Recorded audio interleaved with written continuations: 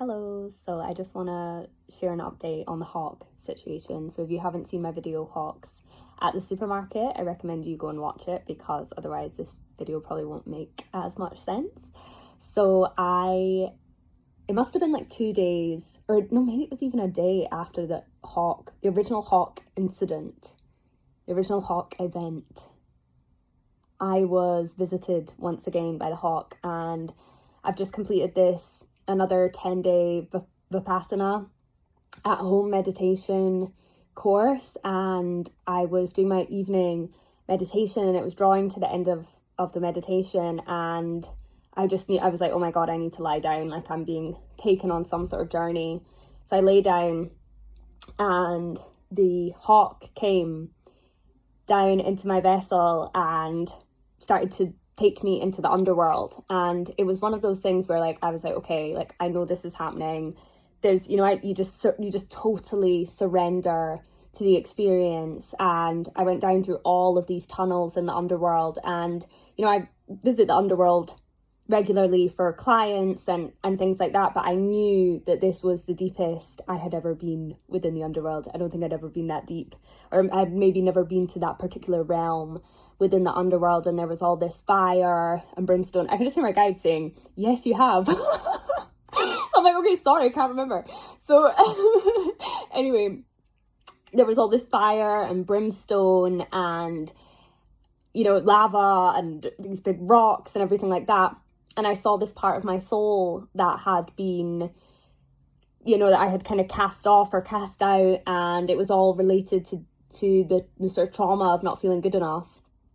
And so I picked up, I was kind of within the hawk was within me, and we scooped up this part of my soul and took it back up out of the underworld, flew back up out of the underworld.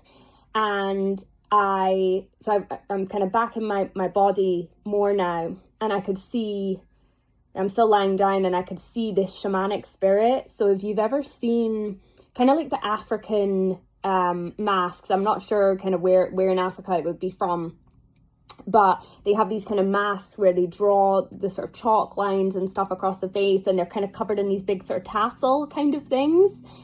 And, I'm sure other cultures have those kind of similar representations of shamanic spirits as well.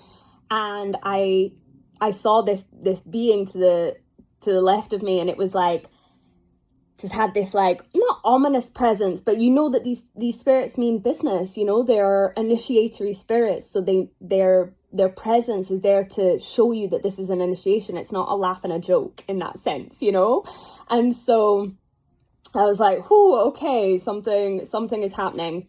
And then in front of me, I could see this massive bear spirit appeared, this big 12-foot grizzly bear spirit appeared. And I was like, okay, here we go. And it started growling, ferocious, and it started to just rip my flesh apart. Now, obviously this is happening in the etheric, but so it wasn't I felt physical pain in that sense, but I could feel the sensation of being torn apart, and it literally ripped me limb from limb. It ate my flesh, and I could tell. I'm watching it eat my flesh, and I was like, oh, this is very significant. This is very, very significant. It's devouring a part of me.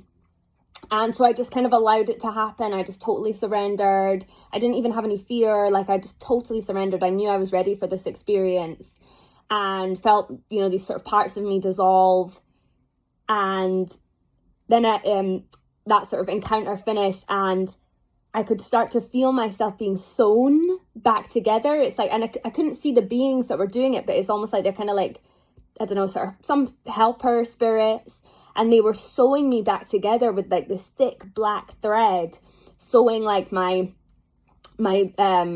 arms back to my shoulder joints. And I was just kind of lying there wow, this is actually incredible. And from then, I can't remember exactly, I was talking about that I'd experienced this big timeline shift, and I can't remember if this was, it was just before. It was just before I experienced the big timeline shift, maybe a couple of days before, actually. So yeah, it was clearly foreshadowing all of that. And yeah, allowing for parts of myself to just completely dissolve. So yeah, very beautiful, very powerful experience. I love those super psychic shamanic journeys. They're completely life altering, consciousness altering. So yeah, I just wanted to share an update on the hawks at the supermarket part 2.